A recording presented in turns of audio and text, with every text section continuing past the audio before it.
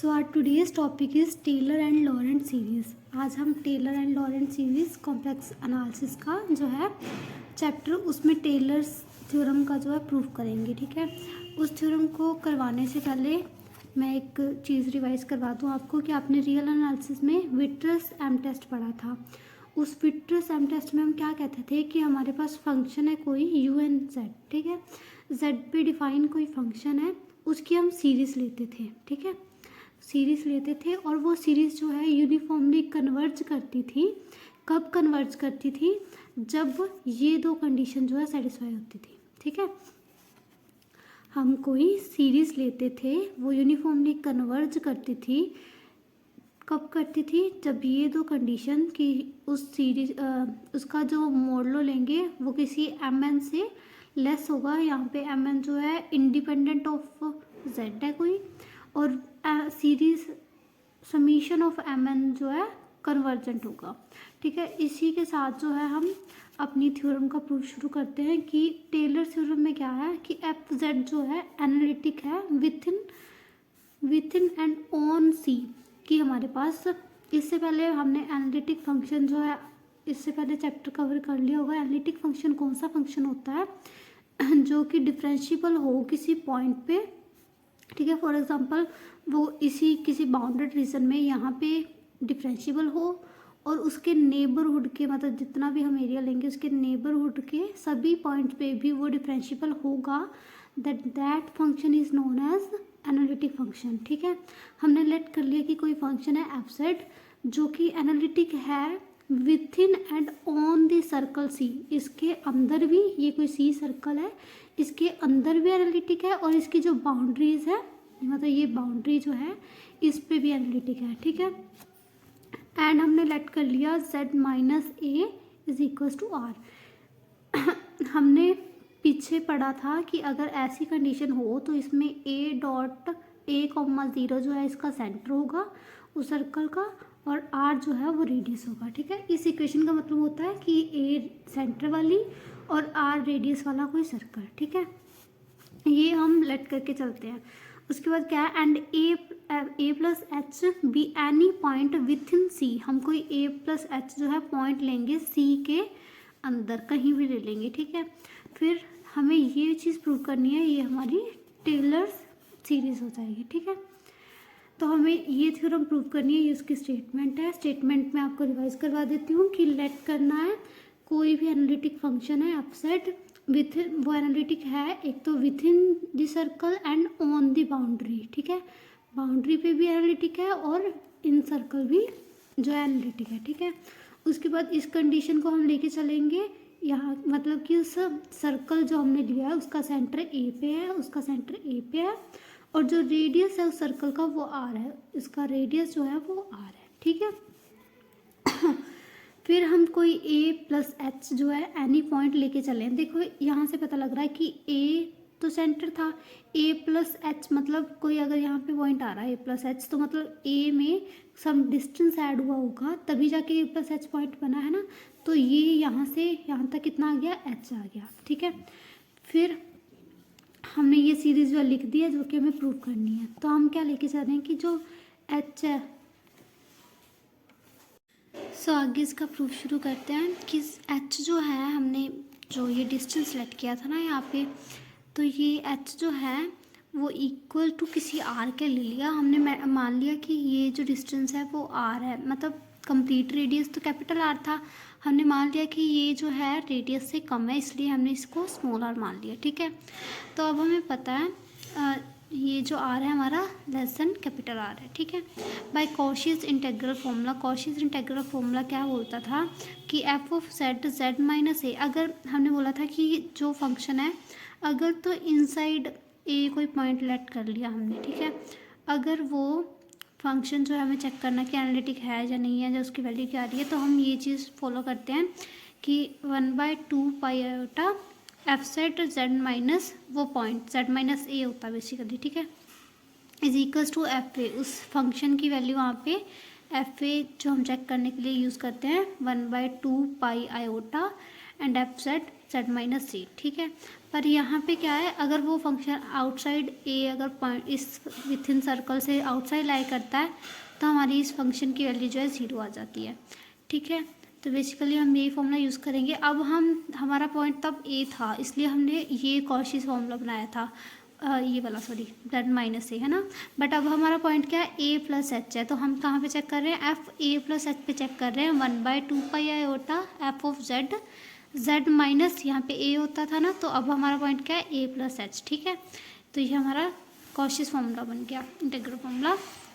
उसके बाद क्या है, हम जैसे पिछले हमने कॉशीस के सम किए थे उसमें हम क्या करते थे, ये जो डिनोमिनेटर वाला पार्ट है इसको अलग से सॉल्व करते थे। ठीक है, तो हम यहाँ पे लेके चलेंगे कि 1/z माइनस ए प्लस एच। ठीक है, तो अब हम इसको जो माइनस है अंदर प्रोडक्ट कर देंगे, माइनस ए माइनस एच बन जाएगा। ठीक है, इज इक्वल्स टू, इसमें से z माइनस ए को हमने कॉमन निकाल दिया। ठीक है, z माइनस ए को हमने कॉमन निकाल दिया, तो यहाँ पे क्या बचेगा, 1 बच जाएगा, और यहाँ पे h के डिनोमिनेटर में जो है z माइनस ए आ जाएगा। ठीक है, उसके बाद क्या होगा कि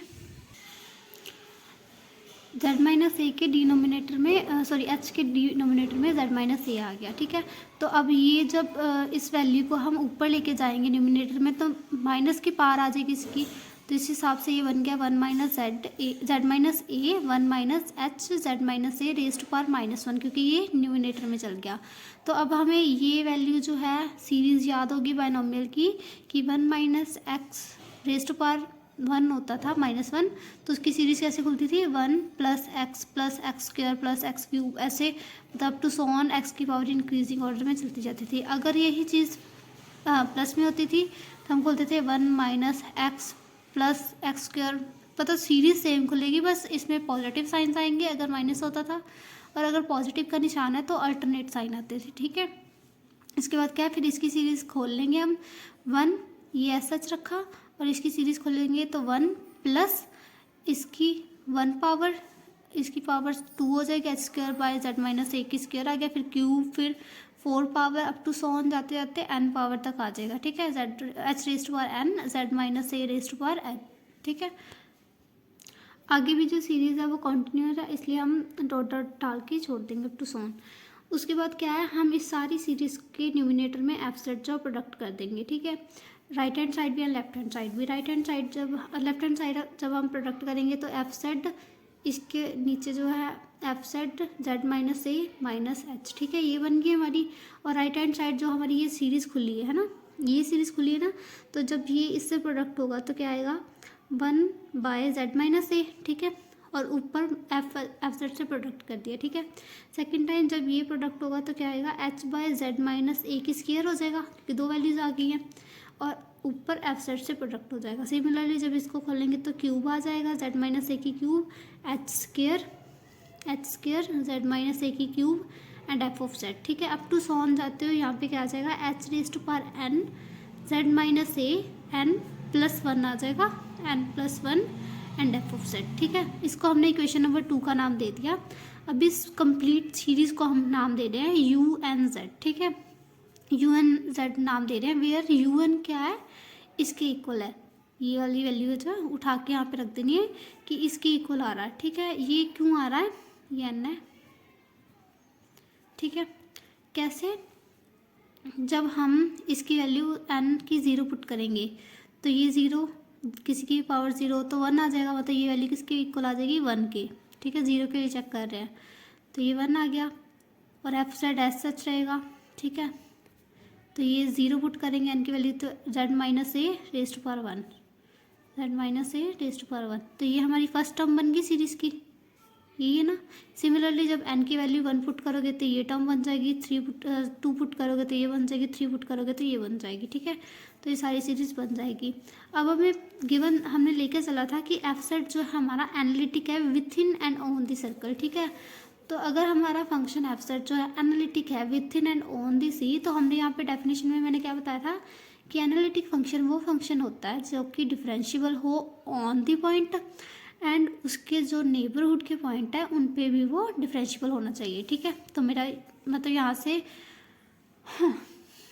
एनालिटिक फंक्शन की डेफिनेशन से पता लग रहा है कि अगर वो मतलब डिफरेंशिएबल होगा on and within C, ठीक है, तो वो कॉन्टिन्यूस भी होगा क्योंकि all differentiable functions are continuous, तो वो एफ सेट जो है वो कॉन्टिन्यूस होगा within and on C. ठीक है, और अगर वो किसी, देखो अगर किसी स्पेसिफिकली रीजन में वो कॉन्टिन्यूस है, ठीक है, बाउंड्री पे भी है और विथ इन द सर्कल भी है, तो वो बाउंडेड हुआ ना फंक्शन। तो ठीक है, यहाँ से हम कह देंगे कि जो फंक्शन है इट इज़ बाउंडेड।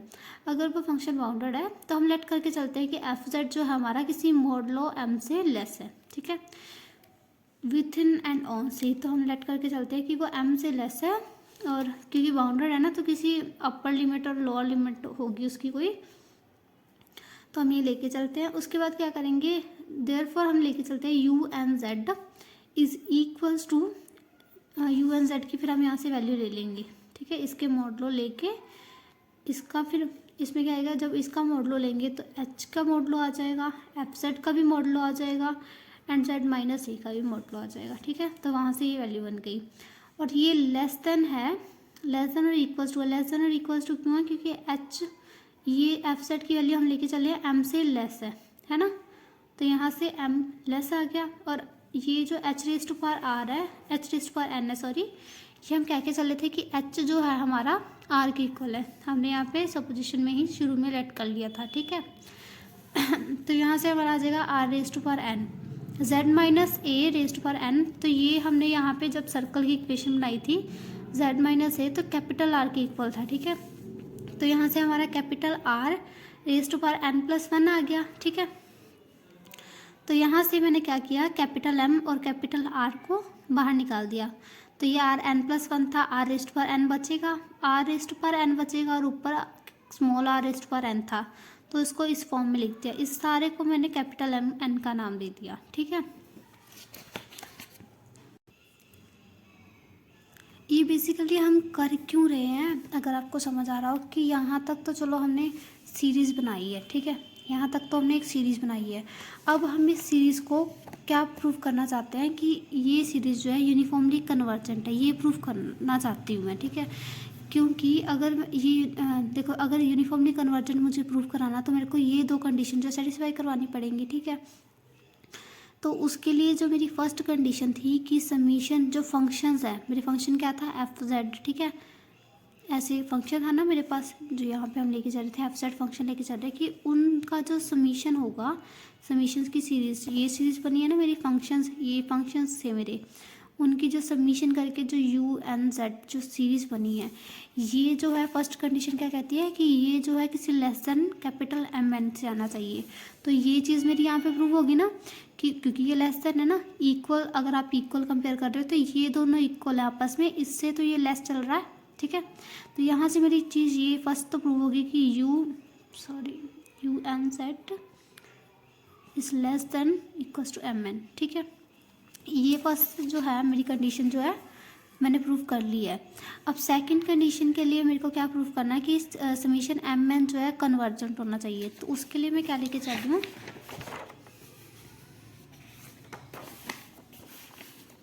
कि समीशन एम एन जो है, समीशन एम एन की वैल्यू जो यहाँ से ली है मैंने, इसको कन्वर्जेंट प्रूव करने के लिए यहाँ से मैंने इसकी वैल्यू ले ली।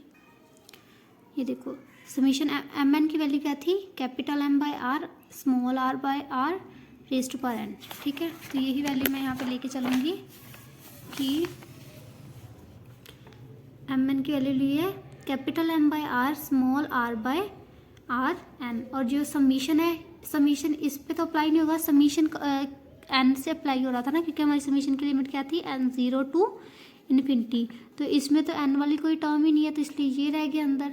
ठीक है, अब मेरे को पता है कि मेरी जीपी सीरीज़ अगर पढ़ी आपने तो जीपी में हम क्या करते थे, ए मतलब इंक्रीजिंग पावर वाली जो हमारी सीरीज़ बनती थी उसको हम जीपी बोलते थे, और उसमें जो आर होता था वो कॉमन रेशियो आता था। ठीक है, इसमें मेरे को पता, देखो कि अगर इसकी पावर है तो जो भी वैल्यू आएगी ऑब्वियसली इसका तो मल्टीपल आएगी ना। ठीक है, तो यहाँ पे मेरा कॉमन रेशियो क्या आ रहा है, R small R by capital R. ठीक है, ये मेरा कॉमन रेशियो आएगा which is a infinite GP with common ratio small R by R. अब मुझे पता है कि मैंने यहाँ पे बोला था कि मेरा आर जो है वो कैपिटल आर से बड़ा, कैपिटल आर मेरा रेडियस था, स्मॉल आर मेरा उस पॉइंट तक का डिस्टेंस था जिस पे मैं फंक्शन चेक कर रही हूँ, ठीक है। तो मेरा small R obviously capital R से छोटा है ना, देखने भी पता लग रहा है आपको, हमने यहाँ पे बोला था कि स्मॉल आर जो है वो कैपिटल आर से छोटा है, ठीक है। तो इसके अकॉर्डिंग जब मैं यहाँ पे लिखूँगी कि आर जो है हमारा, स्मॉल आर जो है कैपिटल आर से छोटा है, तो डिनोमिनेटर जो है मेरा बड़ा है, तो ऑब्वियसली मेरी इनसे जो वैल्यू आएगी वो लेस देन 1 आएगी, ठीक है। तो अब मेरे को पता है कि यहाँ से मेरा प्रूव हो गया कि समीशन ऑफ एम एन जो है मेरा कन्वर्जेंट है, ठीक है। यहाँ से मेरा ये कन्वर्जेंट प्रूव हो गया, क्योंकि जो सीरीज़ है वो तो कन्वर्ज करती है ना, जीपी सीरीज़। तो ये मेरी फर्स्ट कंडीशन भी मैंने यहाँ पे प्रूव करवा दी, ठीक है। सेकंड कंडीशन भी मैंने प्रूव करवा दी। अब मेरे को यहाँ से पता लग गया कि समीशन यू एन जो मैंने सीरीज़ बनाई थी फंक्शंस की, वो मेरी यूनिफॉर्मली कन्वर्ज करेगी, ठीक है। बाउंडेड तो वो है ही है, इन दी बाउंडेड क्लोज रीजन, बाउंडेड तो वो है ही है ना, क्योंकि यहाँ पे जब मैंने कॉन्टिन्यूस बोला था तो बाउंडेड भी बोल दिया था, क्योंकि अगर वो कॉन्टिन्यूस है किसी फिक्स्ड रीजन के बीच में तो बाउंडेड भी है, ठीक है। तो उसके बाद क्या करेंगे, ये मेरी दोनों कंडीशन प्रूव होगी, तो इसलिए विद विट्रस एम टेस्ट के अकॉर्डिंग क्या होगी, मेरी समीशन यू एन जेड जो है, जो सीरीज़ है फंक्शन की, वो यूनिफॉर्मली कन्वर्जेंट आ गई ऑन सी, ठीक है। The series on the right hand side of 2, अब मेरी जो मैंने बोल दिया कि मेरी जो ये वाली सीरीज़ है ये कन्वर्जेंट आ गई, इसकी वैल्यू क्या थी, ये राइट, इसकी वैल्यू ये थी ना, तो इसकी जो राइट हैंड साइड है, मतलब ये इक्वल से पार वाली ये टर्म्स, ठीक है।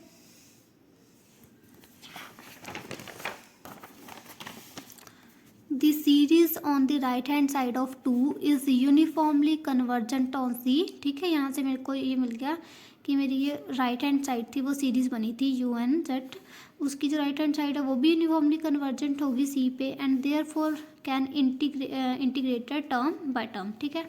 तो अगर वो यूनिफॉर्मली कन्वर्जेंट है तो हम उसे टर्म बाय टर्म इंटीग्रेट कर सकते हैं ना, हमने रियल एनालिसिस में पढ़ा था कि अगर कोई सीरीज़ यूनिफॉर्मली कन्वर्जेंट आ जाती है तो उसकी टर्म बाय टर्म इंटीग्रेशन जो है पॉसिबल होती है, ठीक है।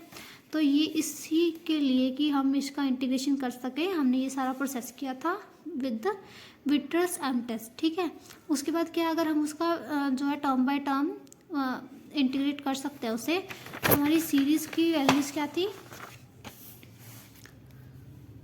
ये थी ना एफ सेड, तो इसका इंटीग्रेशन अलग हो जाएगा, इसका इंटीग्रेशन अलग हो जाएगा, इसका इंटीग्रेशन अलग और इसका इंटीग्रेशन अलग, ठीक है।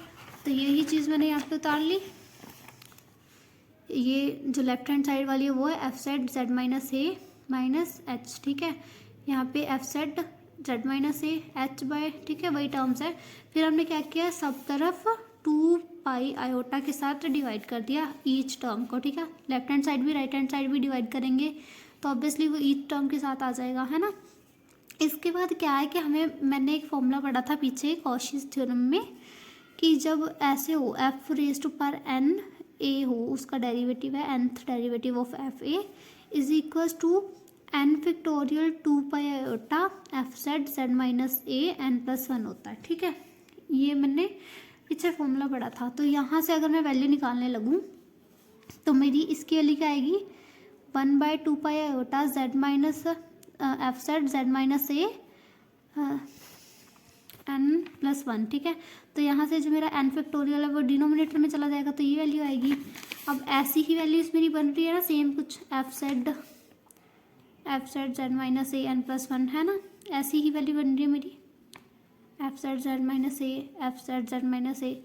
तो यहाँ से मेरी वैल्यूज़ क्या निकलेंगी जब मैं इनको सॉल्व करूँगी, कि F raise to power N A, N की वैल्यू तो यहाँ से पता लग रही है आपको कि जेड की पावर, यहाँ देखो जेड की पावर 1 है, तो यहाँ पे मेरी फर्स्ट डेरिवेटिव हो जाएगा। अगर एन की पावर यहाँ 2 है तो मेरा सेकंड डेरिवेटिव आएगा आंसर, ठीक है। एक ये एच जो है वो सब में एक्स्ट्रा आ रहा है, वो हम साथ के साथ लगाते जाएंगे। तो फर्स्ट टर्म मेरी क्या बनेगी, इसकी वैल्यू मेरी निकल आई यहाँ से F raise to power N, क्या है यहाँ पे कुछ भी नहीं है पावर, ठीक है, मतलब 1 है, तो ये आ जाएगा first derivative F A raised over first 1 factorial. तो यहाँ पे 1 फैक्टोरियल भी होगा, उसको उसकी वैल्यू 1 ही आ जाएगी, तो हमने हटा दिया, ठीक है। सेकंड वैल्यू हमारी क्या आएगी, रुकिए, यहाँ पे ये टर्म का आंसर ये रहा, ठीक है, क्योंकि यहाँ पे एच नहीं था, तो इस सारी टर्म का जो वैल्यू है यहाँ से पता लग रहा है, तो इसका आ जाएगा एफ जेड, क्योंकि यहाँ पे n+1 जो है ये ऑलरेडी 1 है, ठीक है, तो ये 1 इज इक्वल टू n+1 करोगे जब आप, तो n की वैल्यू क्या है 0 आ रही है, तो मतलब कोई भी डेरिवेटिव नहीं है उसका, ठीक है, ये 1 है ना, इसको कंपेयर करोगे n+1 से, तो मेरा क्या आ रहा है 1 आएगा, तो यहाँ से n की वैल्यू 0 आएगी, मतलब डेरिवेटिव कोई नहीं है, तो एफ ए आ गया, ठीक है। सिमिलरली सेकंड जब करोगे तो एच अलग आ जाएगा, तो इसकी वैल्यू क्या है 2 है, तो यहाँ से 2 इज इक्वल टू n+1 करोगे, तो यहाँ से n की वैल्यू 1 आ जाएगी, है ना, तो यहाँ पे फर्स्ट डेरिवेटिव आ गया, एफ ऑफ ए का फर्स्ट डेरिवेटिव आ गया, एच आ गया, न्यूमिनेटर में 1 फैक्टोरियल आएगा, ठीक है। उसके बाद सिमिलरली अगली टर्म्स निकालोगे, यहाँ पे क्या आएगा हमारे पास, एच एन तो अलग से आ जाएगा, ये मेरा एच एन है, सॉरी,